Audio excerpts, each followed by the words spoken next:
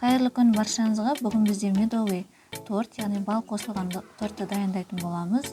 Bunun жасалуу өтө оңай әрі карапайым, үй жагдайында кол жетимдүү заттар. Эң әуелі бөлмө температурасындагы 2 дана жұмыртканы жарып араластырабыз. Ары карай onun үстүнө 130 грамм кант косуп, және де 180 грамм сары май косуп, 130 грамм бал косуп, барлығын водяной банада ертип алатын боламыз. Міндетті түрде жасап көріңіздер. Каналыма тіркелуді ұмытпаңыздар. Менің каналымнан басқа да банка жабу түрі, рулеттер және де әртүрлі тағамдардың дайындалуы бар. Келесі видеоны жіберіп алмаш үшін қоңырау белгісін басып отырсаңыз болады.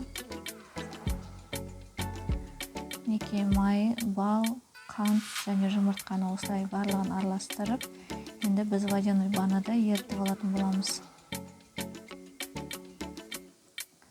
Жақсылап ерігеннен кейін біз ары қарай електен ұнымызды өткізіп қосамыз.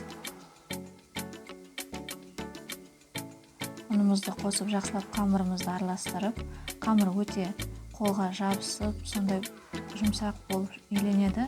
Ол қамырды мен мұздатқышқа жарты сағатқа салып аламын.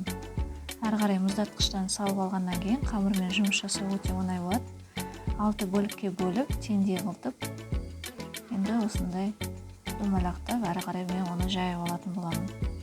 Пергаменттің үстіне бірден жайып алып, жан-жағын, яғни жанындағы артықтарын осылай кесіп тастаймын.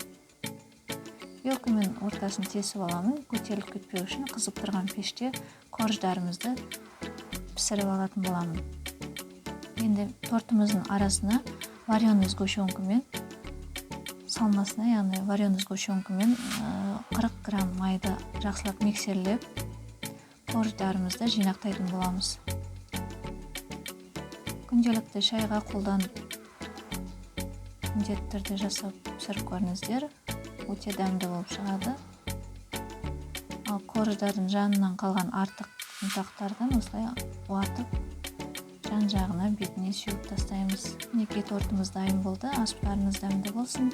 Каналға тіркеліп кетуді ұмытпаңыздар. Басқа да видеоларымды көріп, лайк басып, келесі видеоны жіберіп алмаңыздар.